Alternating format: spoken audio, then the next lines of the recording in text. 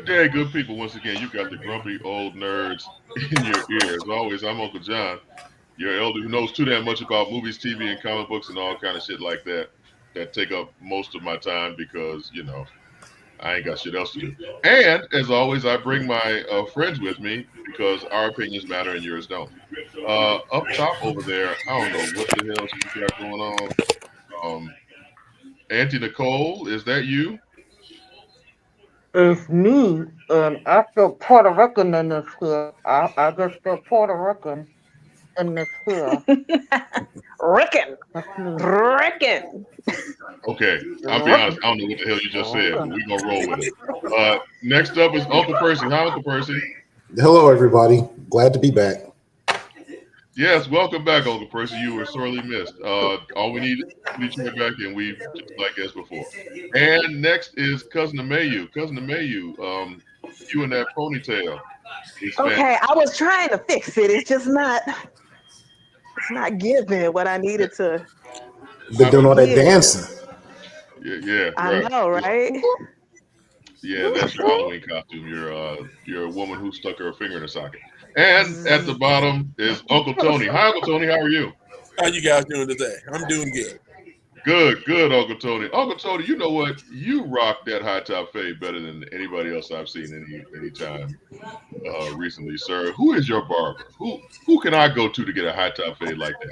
And before y'all say anything, shut up. Shut your asses up. I don't want to hear. I don't want to hear a damn thing.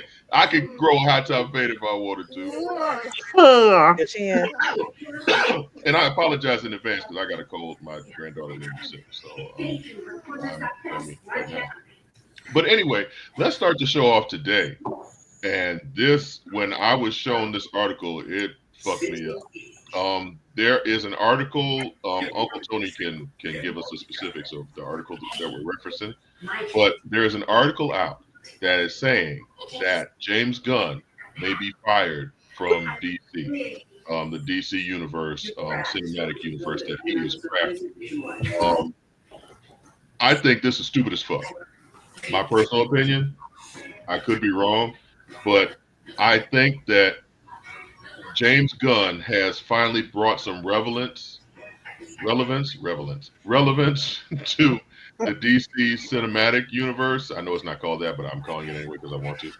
I think that he has brought, love it or hate it, his interpretation of these characters and what he's done has brought DC to a almost Marvel level of fandom.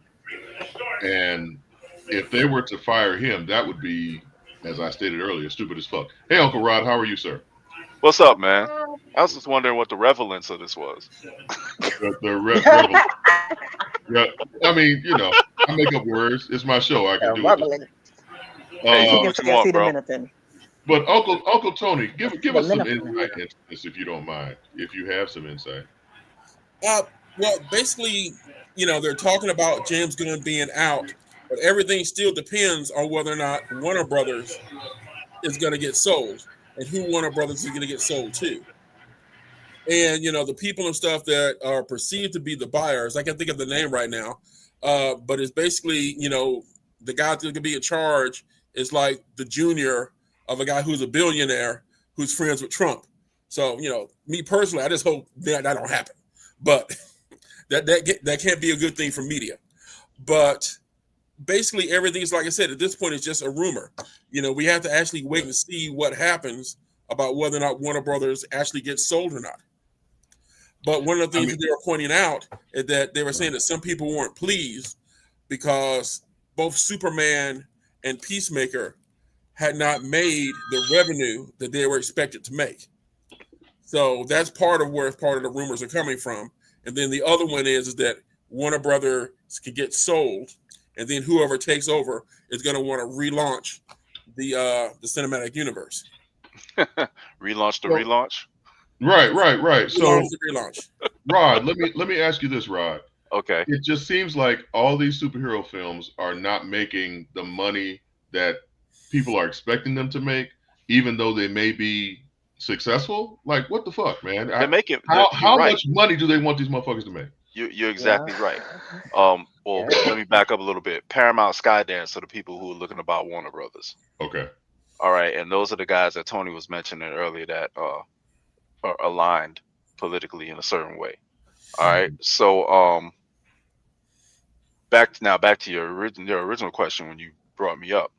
Um, Superhero films still make money, but I think they're caught up in thinking that they should be making like peak MCU money, hmm but it's not going to do that anymore until MCU comes back with actual peak MCU films. Mm. DC is making money. Their films made money. Their films will clear their budget way past what they expected it to. Yeah. But because people are not talking about them like they used to talk about Endgame, Infinity War, Black Panther, um, Captain America, Winter Soldier, Civil War. They're not talking about them like that anymore. So I think it's a combination of people kind of losing interest, because there've been these long lulls in between quote unquote blockbusters, and so I Right. think that has a lot to do with it as well. The recent news from New York Comic Con, they showed different teasers and clips of stuff they got going on with Avengers and Secret Wars and all that. So they're trying to get the machine rolling again, but we'll see. Now, as far as DC is concerned, I think it'd be a huge mistake to get rid of James Gunn. Although I don't agree with everything he does, at least what he does is relevant, right? So What he does right, is meaningful. It's right. good work overall. Yeah. Exactly. So I have to ask Uncle Percy this because he is the biggest Peacemaker fan that I know. Uncle Percy, don't you think that the firing of Gunn now some people like his stuff, some people don't, right? But he seems to lord over everything. And I'm curious, as someone who does not like Peacemaker, what did you think about his other stuff, like Future Commandos and all the other stuff that he's doing?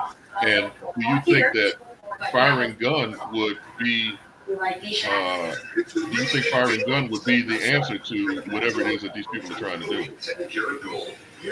Hold on one second. Thank you. Oh, somebody's downstairs. Right now. So, okay, I like to make a statement, if you don't mind. Is that okay? Yeah, Go right ahead. ahead. We wait with bated breath. So last week, you guys was talking about Peacemaker, and I have to say, and I'm trying not to laugh, but I actually like the last two episodes. So with that said, firing James Gunn at this point, I would say they're fucking crazy. They're out of the goddamn mind. That's like saying George Lucas, you're no longer part of Star Wars. That's They did do that. Well, he is no longer part of Star Wars. well, And it sucks now. exactly. So that's Yeah. that's my whole point. And I think the other reason is that the superhero movie is not doing well because actually anime is taking over. I mean, Demon Slayer is the #1 movie in the world. So anime is really taking over. It's not these superhero movies anymore. It's anime. In fact, they're doing something special just for Halloween because Demon Slayer did over 600 million. No shit. Yeah. The Demon Slayer movie did 600 million. 600 million. Yeah. Man. Wow. They said Okay.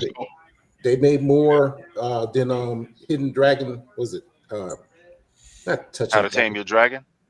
No.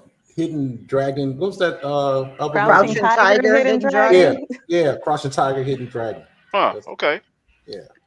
So Is that an original film, or is that like a mashup of past episodes? Yeah, Demon Slayer. I thought that was an original film. Is it OVA? Okay. Yeah. So piggybacking. I can't talk this fucking dealing with that fucking 1.5-year-old. Auntie Nicole. I'm asking, I'm gonna ask you, do you think there's a certain amount of superhero fatigue with these films because Well, that's what I was actually going to say. when Marvel first started, it was a novelty, right? Now, 10, 15, 20 years later, you got a fucking superhero movie coming out every other week. So maybe that's behind the decline in ticket sales. Yeah, Alton, I'm I gonna see that one. absolutely agree because actually believe it is the fatigue because I mean how long has this been going now since we started the whole cinematic universe thing, you know what I'm saying? This is now what almost 20 years now, you know what I'm saying, since all of it Yeah. started. Yeah, If you people want are to count tired Blade, and if you want to count well Blade, it's over that yeah, 25 years. absolutely. Yep. Yeah. So it's been a long time. But my thing is that, for instance, I like some of Gunn's other stuff that he did outside of superhero stuff. Remember, he was involved in the Belko experiment. He was involved in old movie that I like Slither. called Slither with Yeah. your boy from Walking Dead.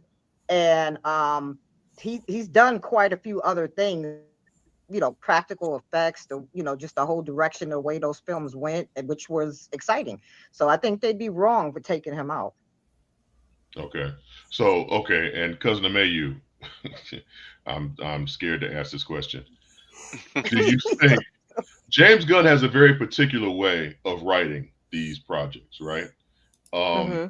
do you think that the people have bad superhero movie fatigue? Genevieve, the boys Invincible are still doing fine. That's true, but Alton, nobody's spending money to go see. Well, going to the theaters to see those, you see those with your subscription. So there's that. But do you think that James Gunn, it may not be superhero fatigue necessarily, but maybe fucking James Gunn fatigue, where he writes everything? For me, he writes a lot of his shit the same way. So Guardians of the Galaxy is in the same vein as Superman, which is in the same vein as Creature Commandos. All the stuff that he writes, which is the same vein as Suicide Squad. All the stuff that he writes has a certain ebb and flow to it. Do you think maybe it's just him? I definitely don't think it's just him, but it's the people that are overhyping him. So I don't feel like it's him. I feel like he does good with what he does. Like I don't have a problem with it. I'm not a Peacemaker fan. Y'all know what that is. I mean, John Cena, he's still can get it. But as far as the show, it's just not my thing. But I feel like people are just overhyping it. I think they need to just kind of let him still be doing his thing. Just like let him do it on the low. Like he don't need to be doing all these interviews. Okay, just produce good stuff and let people enjoy it. And he has to do interviews. No, he doesn't. They can just do the commercials and have people that's actually in the movie. He can just chill, okay? Write your stuff and go sit down. But this is the thing. Every time people want to go comparing stuff to Endgame and Infinity War, you can't do that. Like, you just can't. You just can't. Because everything's going to fall short. Sorry, not sorry. It got built up. It was the first thing of its time to get built up in such a fashion and such a connection, to have all these things to build it up to this amazing climax that most of us enjoyed. I think all of us enjoy a good climax, yes. I know, right? So this is the thing, so everybody comparing every little thing to those two, and you just can't do it. You just have to take it for what it is. And I think if people just took it for what it was and just enjoyed the moment, if it's got like a trilogy, cool, but we don't need another 20 movie part connection. It's not going to happen, and it's not going to have the same effect. Even if it does happen, it's not going to have the same effect as it did the first time. So people kind of need to let Endgame be what it was, let Infinity War be what it was. It was a great time in life. I'm glad I was around for it. I think us comic book nerds, who I think the appeal is to us first, right? And then the general public, the peripheral, if they jump on board, that you know what, I take that back. It's actually the reverse. Yeah, I think the peripheral, they're trying to get the peripheral first, and because then they already got us. Yeah, we're gonna go no matter what. Yeah, they already got us. So I think the connectivity of it all is what draws people in. You might get a cameo, but here's the issue with that. It's a lot easier to draw in a cameo of Spider-Man or the Fantastic Four in a comic book because you ain't got to pay an actor and worry about what their fee is and their availability if they're working on another project. You know what I'm saying? So the whole connectivity of it is an issue, which is what it's built on, if that makes sense. So I don't know. I think James Gunn has done a very good job with DC. He's brought them back into DC. Correct me if I'm wrong. I think DC is on the verge of surpassing Marvel in its popularity with their films and TV. Am I wrong? I think Wrong. they've caught up. I think they've definitely caught up. But I think that, well, I'm hoping that Feige and everybody over at Marvel got their stuff together, got out the ditch, and figured out what they need to do from here forward with the rest of these films. Because I never understood, we talked about it before, but I never understood how DC can have all of their property and still do what they do. Oh my God. And so, Their animated James, stuff is great though. yeah, their animated stuff is awesome. And that's another thing I don't get. Like, I don't understand how you have these people directing animated films and writing these great animated films. Why not have them do the same thing for your live action? Exactly. Even for a television show, there's so many people they could do just DC television shows for. They're getting ready to come out with a Green Lantern television show. Right. Hopefully that's going to be good. I'm looking forward to that. I'm looking forward to that, but I also am looking forward to something that James Gunn hasn't written. Yeah, well, that's Green Lanterns. Yeah. Because it. between Creature Commandos, Suicide Squad, Superman, Peacemaker. He's been behind all of that. If Gunn has other people writing and directing, maybe. I think we're getting to the point. He wanted to launch it. He wanted to build the platform and the foundation for everything. Yeah, now the people are going to branch off. Now other people can come in. They see his vision, and I think that was that's one of the complaints too, is that he has a very specific vision of where he wants everything to go, and not all the suits are on board with what he's trying to do. And that's part of the problem that's stalling them out. Yeah, because they should be further along than they are now, in my opinion. They should be, but I mean, he also recognizes Marvel was giving us like 7 or 8 different properties at one point. It was show after show after movie after show after show. It was overkill, definitely. Yeah, I think he understands that you got to leave us wanting a little bit more. Now, let's not do a Stranger Things and have 5 seasons in 20 years. But yeah, now that's wild. But also, Nightfall animated movie should be nice. Oh, there's a Nightfall animated movie coming. Yeah, coming out. No shit. Dawn of the Dead, man. I'm sorry. That's like, when you think back at all of that stuff he did back in the day, I'm waiting for all of that to come into superheroes. Let's give us some evil freaking people. Sorry. Well, have you watched Marvel Zombies, Nicole? I have not yet. I have not. You would love that shit. Yeah, you'd love Marvel Zombies. I have not watched. Yeah, and it's all out. They released it all at the same time, so you can watch that shit. Oh, really? Shit. Yeah. Yeah, you can finish that shit and just be like, ooh, wee. Oh, amazing. Zombies. Yeah, you'd love that shit. All right, somebody slide me the Disney Plus login. See how she perked up her zombie? I can see the zombies of the MCU. Okay, so we talked as much about that as we can. So yeah, this is the month of Halloween. This is Nicole's favorite time of the year. This is Nicole's wheelhouse. She's got everything about Halloween ready and waiting, and it's in the chamber, locked and loaded. Nicole, I think you asked us to come up with our favorite horror films. Is that right? Favorite scary movie. Tell me, what is it? Now, I know you guys ain't going to be all in it like I am and stuff, but I mean, there's got to be something that you guys like. So we can pick something that's not up there, right? No, yeah, that's just Okay. That's it. So that's it. but I'm gonna be honest. Mine is on there. I think The Thing was probably one of the greatest horror films ever made. The original or John Carpenter's? John Carpenter's. Yes. Okay. Stop, Tony. Wait. Impressive. There's one before John Carpenter's. Yeah. Starring the Rifleman. From the 50s. It's from Starring the 50s. Who? Chuck Connors. Rifleman. In the 50s. Yeah. I did not know that. Yep. And no, that would not something made in the 50s would never be my favorite anything. So Dang. but yeah, John Carpenter, Kurt Russell, Keith David, The Thing.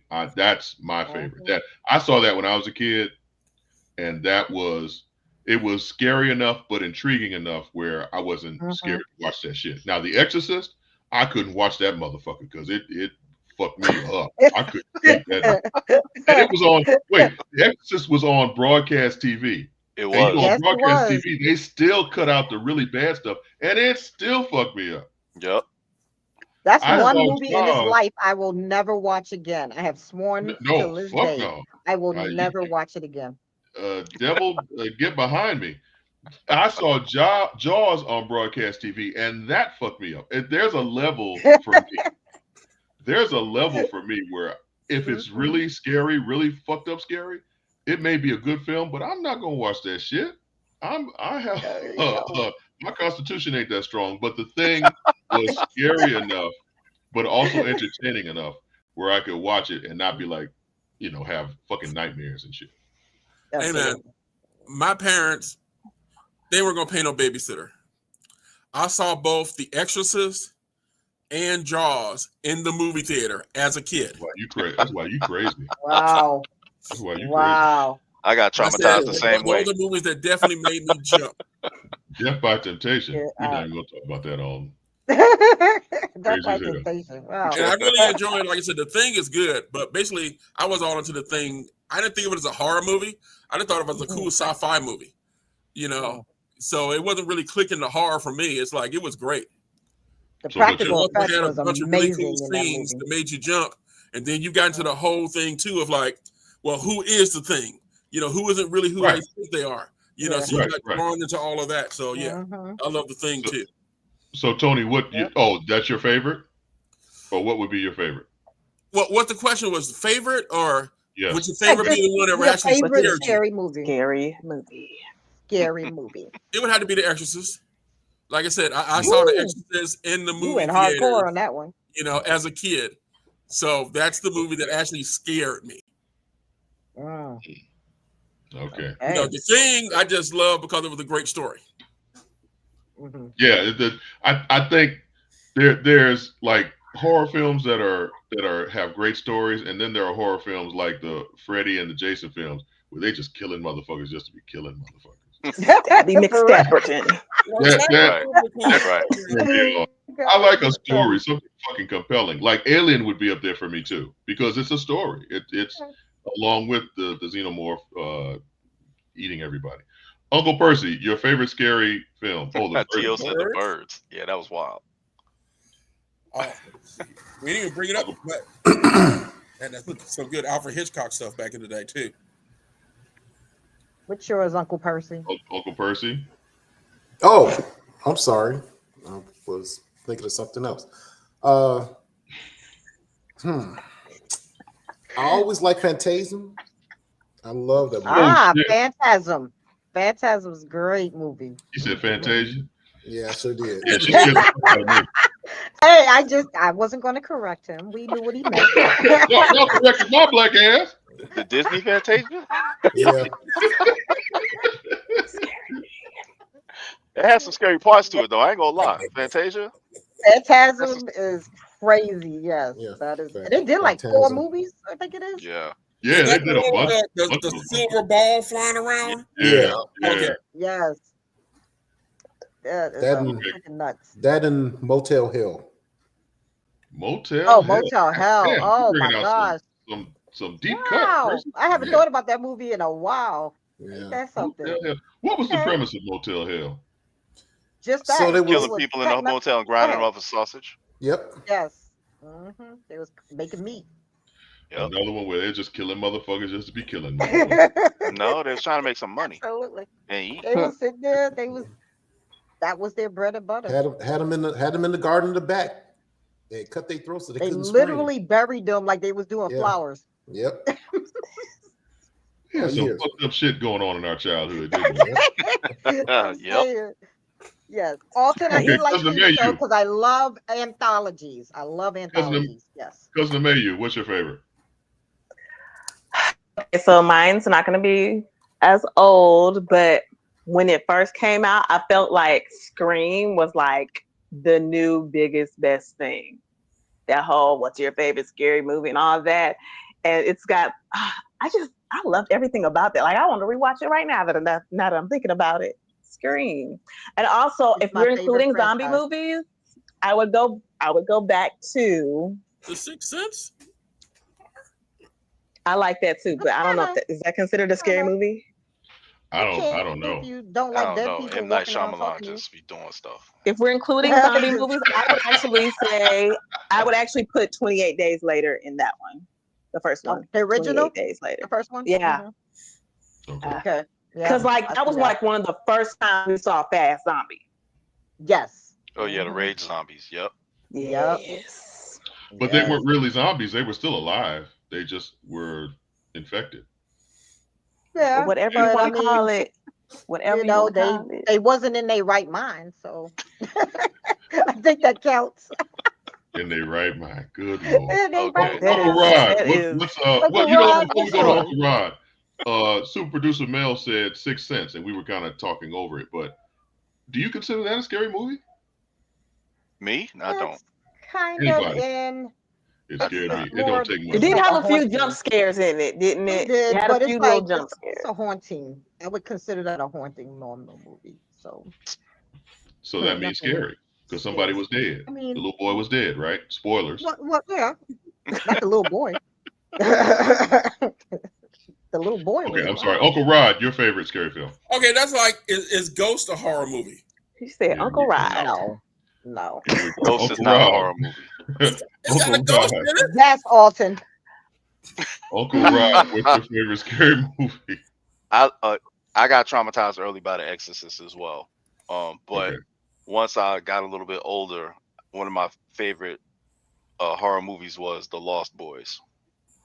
Okay. Okay, vampires. Okay, Okay. yeah. Bite my neck. A young Keith Sutherland, Yes. right? Corey Feldman, Corey Yes. Haim. Yeah, They had The the two two Corys. Corys. Mhm. because it was a different take on it was a different take on the vampire legend. I'm scared. That was Thank Uncle you, Mel. Rod. Oh, It was different take on the Okay, Mel. vampire legend, so it was kind of Yeah. Absolutely. Yeah. I mean, okay, I can see that. That and Fright Night. Absolutely. Fright Night was good. yeah. I enjoyed that was Fright good Night. too. But that was so much more fun to me. Wait. It's like When I that say the movie. original Fright Night, we're not talking about the Mm. one that came out in the 50s, right? No, not Fright Night in the 50s. You're talking about Fright Night with Roddy McDowell, right? Yes, Yeah. Roddy Yes. McDowell, right? Mm-hmm. yes. I've always been a Roddy fan McDowell of is my boy. But Love I'd those say kind of movies. believe it or not, my favorite scary movie is the original Halloween.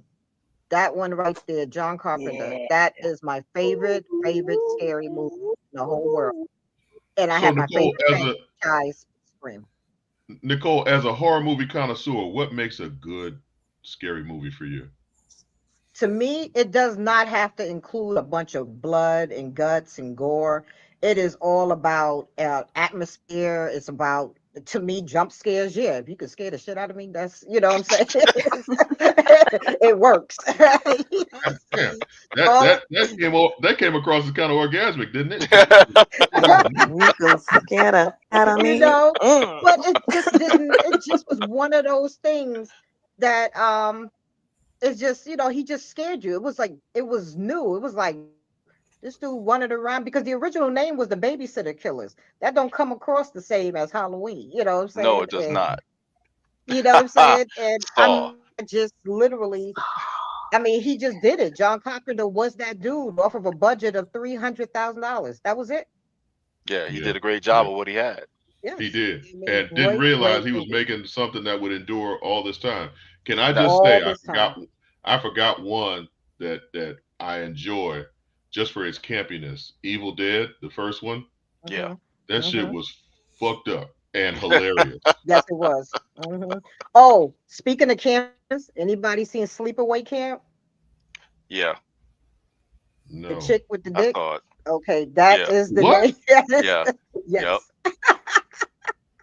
That movie is Wait, it is like what? a thing. The whole Yeah. movie is about a camp and somebody is killing all these mean teens at the camp.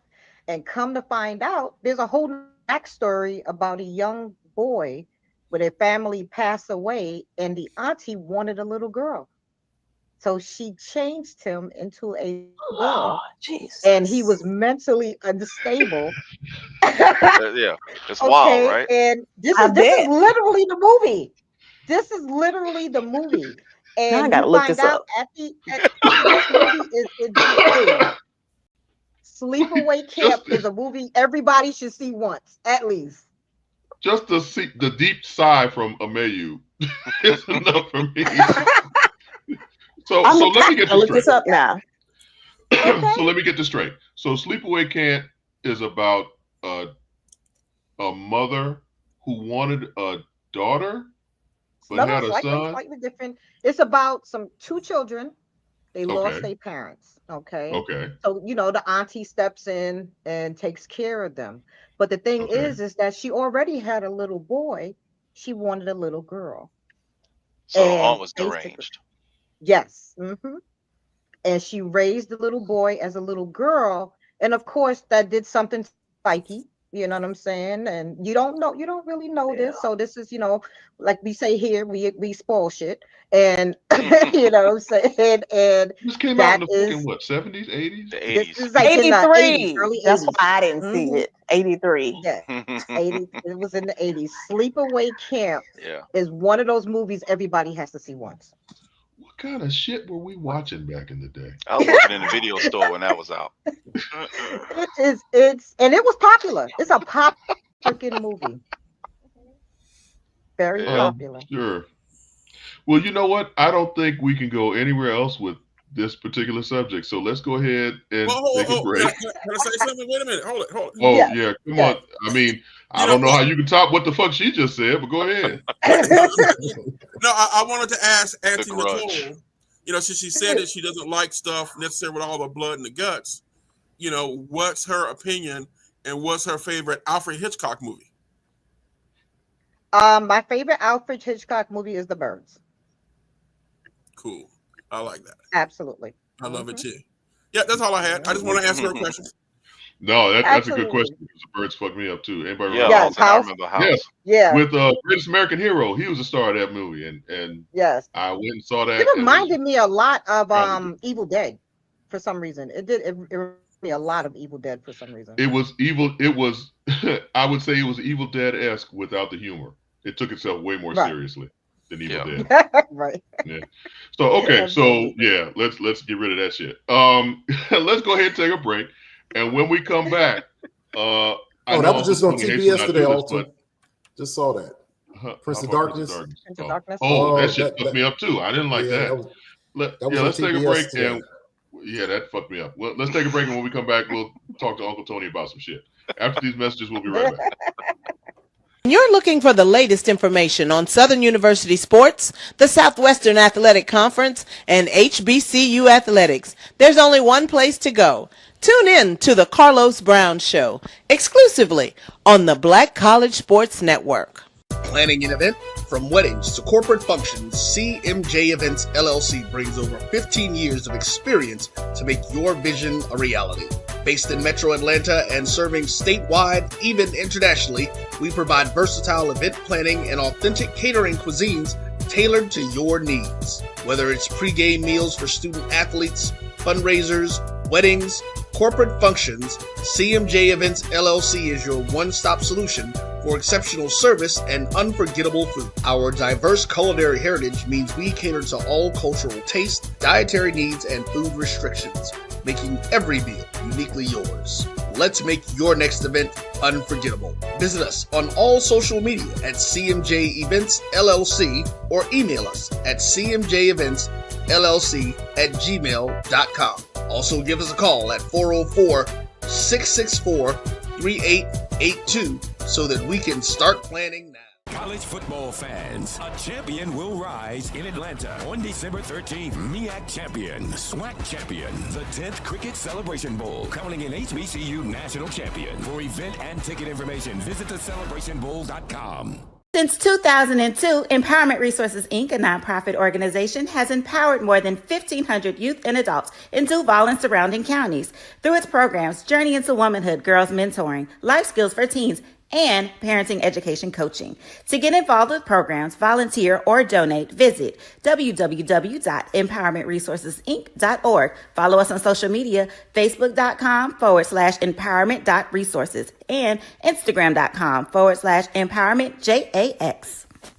For over 30 years, HBCU Image has been more than just an apparel store. We've been a movement, a statement, a legacy. We celebrate the pride, the purpose, and the culture that make historically black colleges and universities legendary. HBCU Image, a Kenny T's company. ESPN Events presents Red Lobster Band of the Year. Returning to Atlanta on December 12th, 4 bands will qualify for the big stage, where 2 national champions will be crowned. Follow us for rankings updates throughout the season, and join us on December 12th. For event and ticket information, visit bandoftheyear.com.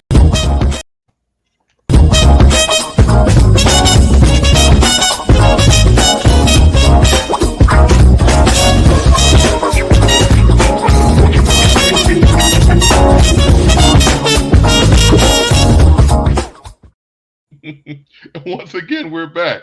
You know, Mel liked to be raw dogging it, just throw us in there without any word or warning.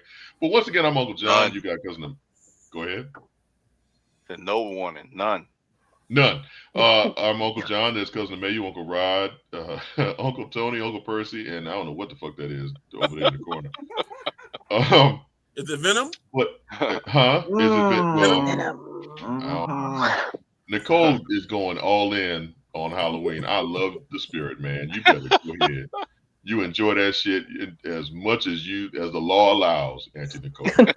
But at this time, we are in Uncle Tony's corner, and Uncle Tony will regale us with a whole bunch of shit that we may or may not have known. So, Uncle Tony, please take it away.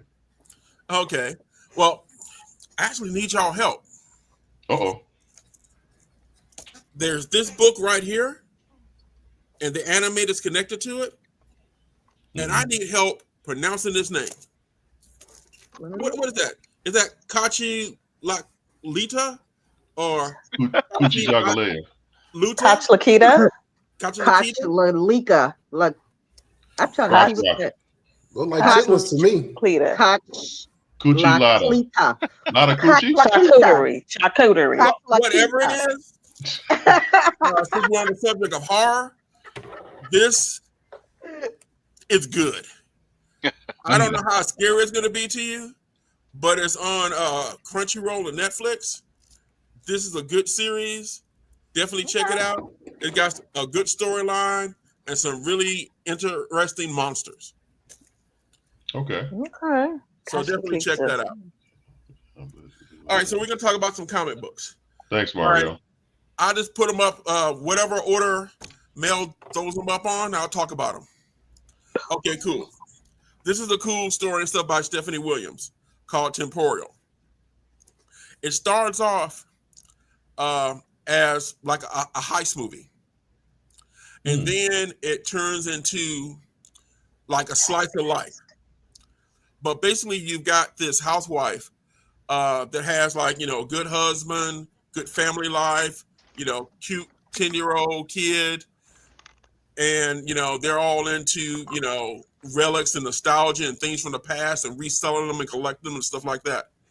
The thing is that she used to be a temporal thief where she would go back in time and steal items. The first one she, Which is what you do when you can travel through time. Definitely recognize. Okay.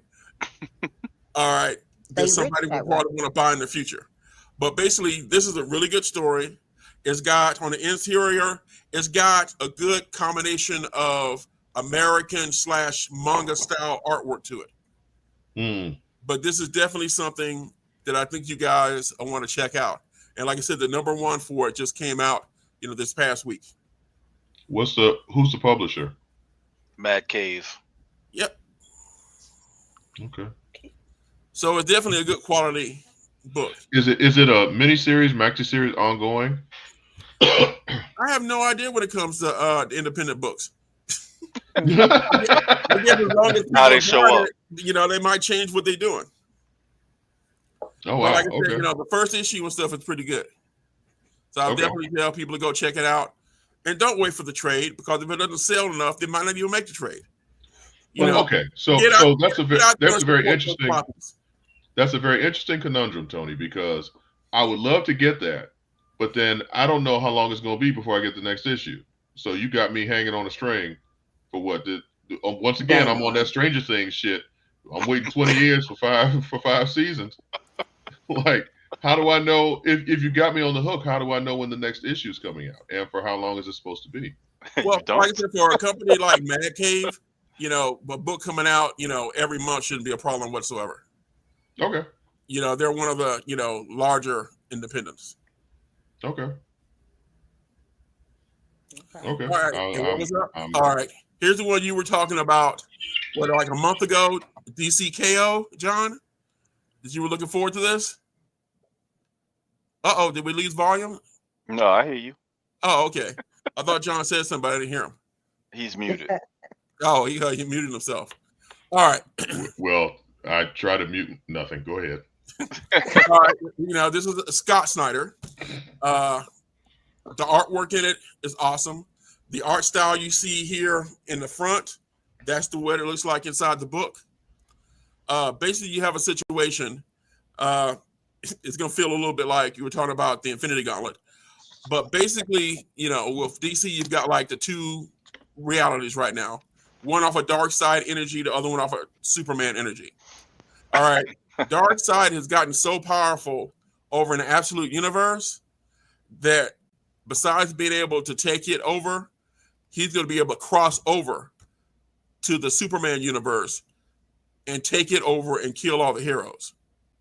No. The heroes, Wow. you know, have gotten with all of their temporal experts. And they're basically like, all right, you guys got a choice. Well, you don't really have a choice. We've got enough power left to reboot so that you guys can survive, because we've run, you know, millions of scenarios, and there's no way you guys will be able to defeat Darkseid. All right. But then, of course, you know, Booster Gold, you know, is with these guys, and he keeps saying, but, and then he gives another option. That basically you've got an item called, basically, it's called the Apocalypse Stone. All right. That is growing in strength. Seriously? The On Apocalypse Stone? Like I said, just call it the Apocalypse Stone. The MacGuffin. that's growing energy. There you go. All right, on our Earth. All right, whoever is able to acquire this stone should be able to acquire enough power to be able to at least have a chance of defeating Darkseid. Okay. All right, but the way it works is that they have to have a tournament. And whoever is the last person standing at the end of the tournament will acquire this power. But these fights have to be fights to the death. Oh. But of course, the person who wins the tournament and defeats Darkseid will supposedly have the ability to raise everybody up back from the dead who died in the tournament. All right. But the thing about it is that the closer they get in the tournament, the more it corrupts their souls. But that's actually more helpful because it also makes them more powerful. So this is a situation where you've got both the heroes and the villains of the DC universe battling against each other. But every time somebody progresses to the next round, they become more corrupted. And then, of course, you know, Superman doesn't want to have anything to do about it because he's who? Superman. Right. And he's all, you know, Boy Scout and good, and there's got to be another way of doing this. But the only you got to hope that whoever dies, whoever gets the stone, wants your ass back. Because snapped. They'll have the ability to do it, but they'll be so corrupt that they won't do it. Right, you know. And like I said, you know, you've got some people and stuff like, you know, we all know that there's, you know, certain heroes in the DC universe that are kind of close to that edge anyway. You know, like a Batman or Wonder Woman, and you know, it doesn't really take a lot to corrupt certain characters. All right. But you also got the villains involved. You know, so the Legion of Doom is basically involved in this whole thing too. But like I So- said, they have an interest in it because they don't want to die.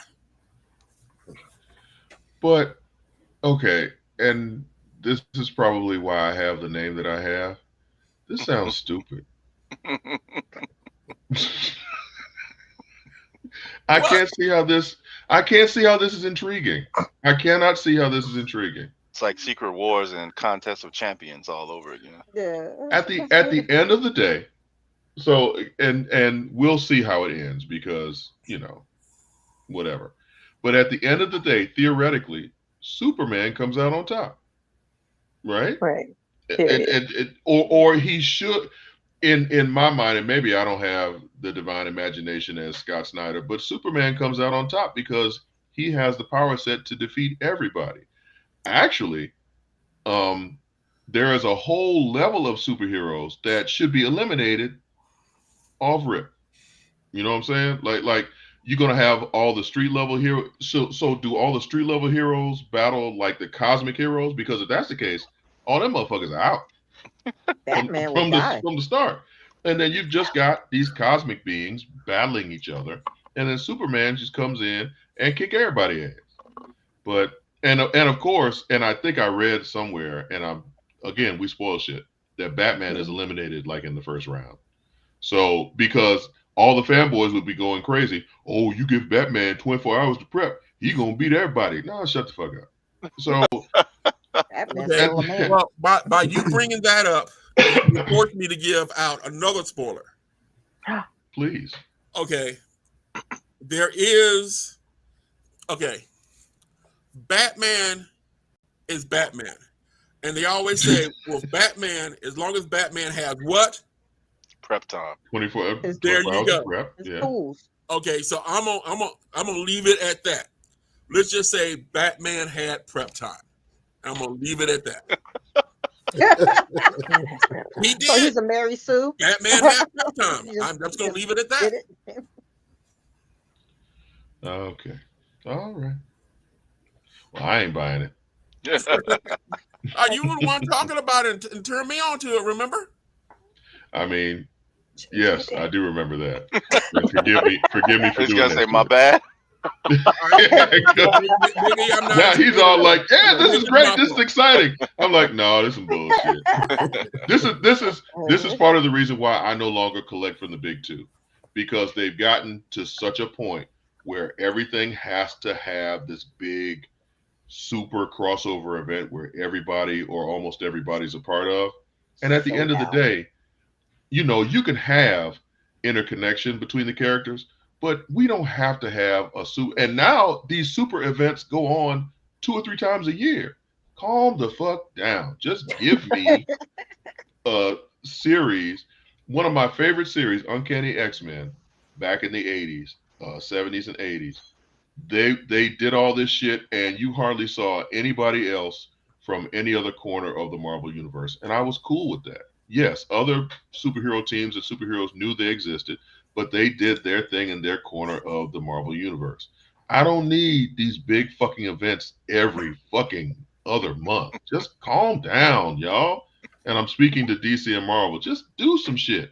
Have fun. Stop. Everything has to be a fucking corporate takeover. I'm sorry. Go ahead. But hey, the reason they do these big events? Because people buy them. I know. People are stupid. If people sometimes. All right, you wouldn't have so many Batman titles. Oh my God. Okay, if people weren't buying Batman. They're like, oh, well, why don't you create some new characters? They've created plenty of characters. But do people buy the books? Do people pick up the books to read about the characters? People are stupid. What do people want? They want Batman. Look at Spider-Man. Look at how many titles Spider-Man got. Hey, call me if Ambush Bug shows up in DCKO and wins a couple rounds. Then I'll be interested. But I'm going to go ahead and let you know and stuff is that, as you said, people on Superman's power level don't make it past the first round. Because Batman has time to prep. Stupid shit. I'm sorry. Go ahead. Okay. Now, this is Rogue Storm. All right.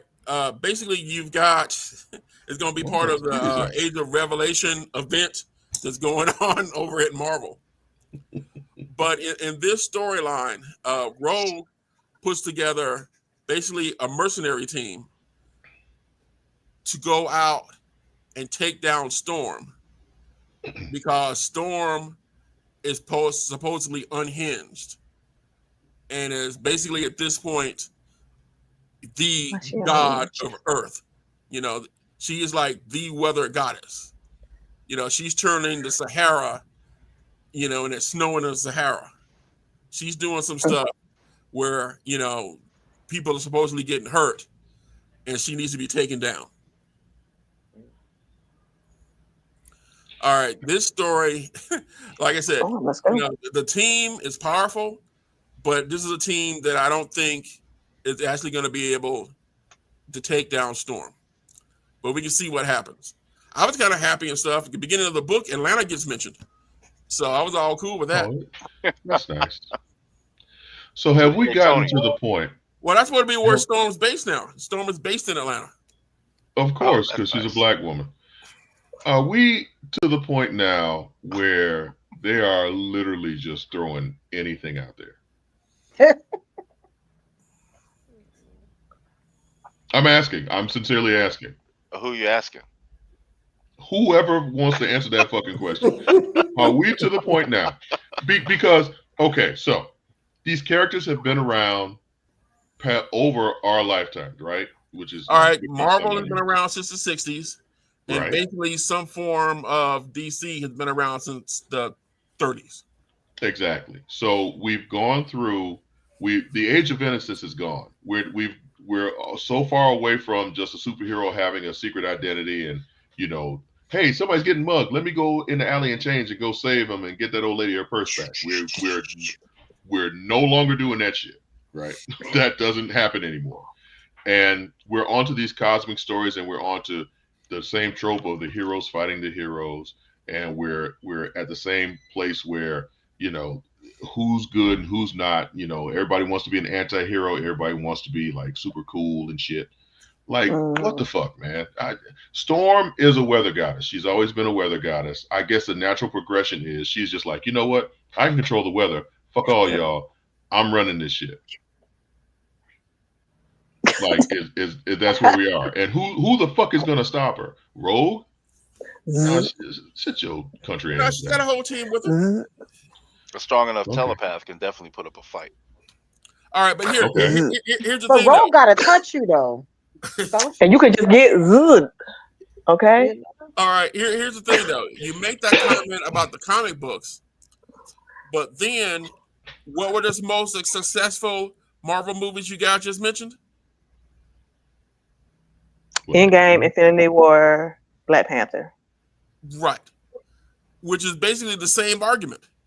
They still put all these characters together, have people battling each other, and it is big cosmic brouhaha. So it's like it's some of our favorite movies, but now you're complaining about the same thing happening in the comic books. And remember, most of the stories all happened in the comic books before anybody even thought about putting them in the movie. Yeah. Yeah. It's the same thing. I don't know, John. Isn't that a little hypocritical? No, because it's all bullshit. It's all the same story over and over again. Yeah, I thought they were wild in the 90s. In the history of mankind, what isn't a story that's been told over and over again? What is supposedly and stuff? There's only like 6 tropes for any story. I can't even remember on top of my head now, and I know I learned them. But basically, anything you come up with is from one of these 6. So here's the difference, Tony, right? You just said that comics, at least the big 2, have been around since the 60s, 50s. Well, technically, both of them have been around since the 30s. Because Marvel was 30s. Gotcha. So fucking almost 100 years, right? We're talking about the films that have only been around for 20. And I'm not talking about anything else. Yes, Mel, we know we're at the 5-minute mark. God damn. Already? Oh, wow. We're talking about the films, and I'm speaking specifically of the era when Iron Man really kicked off the MCU. We all know Blade was the savior for Marvel. We know that. But I'm speaking specifically of when Iron Man came out. And that has been, from that point up until now, we're looking at about almost 20 years. So we haven't gotten to the point of exhaustion for the films yet. I'm talking about in these comic books. This same shit has been happening for fucking ever. We're almost looking at almost 100 years, if you want to look at it like that. And we've gone past the age of innocence to a point where everybody wants to be an anti-hero. Everybody wants to be, it especially with the big two. Now, I will give independents some grace because their characters are newer, fresher, so on and so forth. But the difference for me is the comics. I've been reading these comics since I was fucking 10 years old. What is that, 78, 79? And shut up, Amayu. And I'm I'm not going to say years. The trope for me with the comics, and particularly with the big two, is tight. So I'm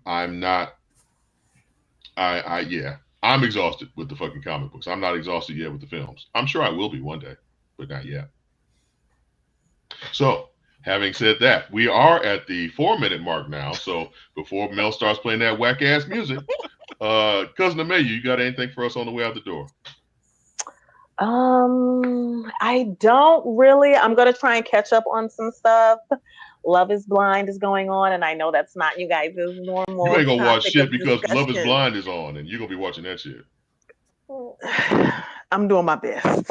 Have a blessed day.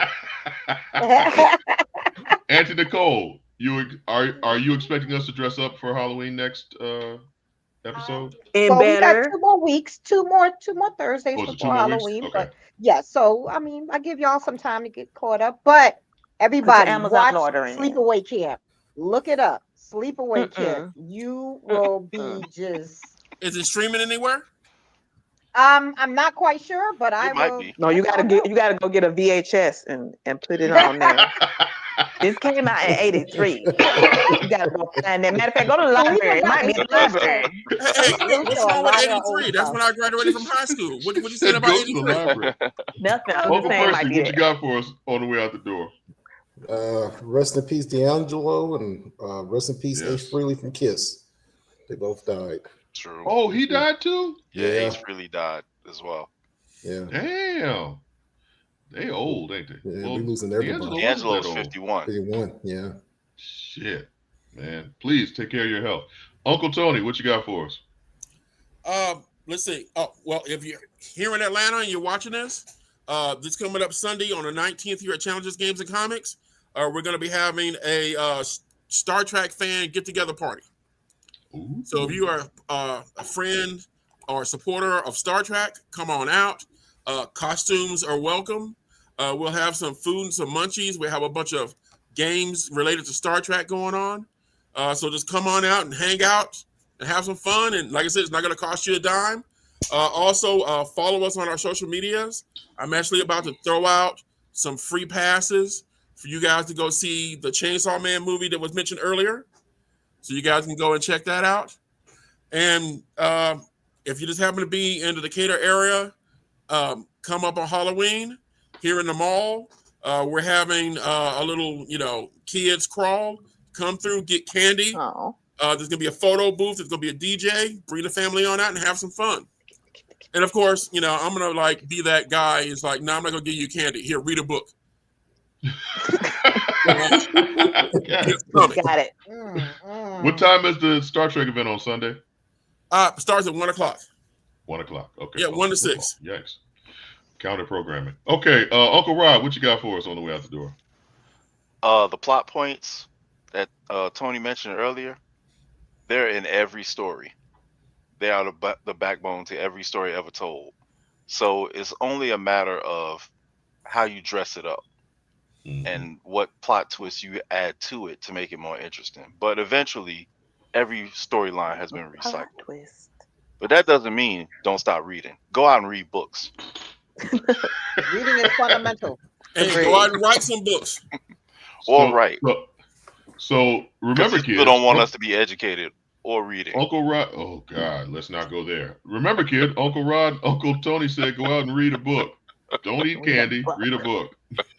Peacock, Tubi, and Pluto. You can watch Sleepaway Camp on. Oh. Okay. Oh, here we go. All right, so for Uncle Rod, Cousin Mayu, Uncle Tony, Auntie Nicole, Uncle Percy, me, Uncle John, Super Producer Mel, and Uncle DJ, we hope you come back soon, man. We are the Grumpy Old Nerds every Thursday at 8:30. Come check us out. And like I said, our opinions matter and yours don't. See you next week. Night, night.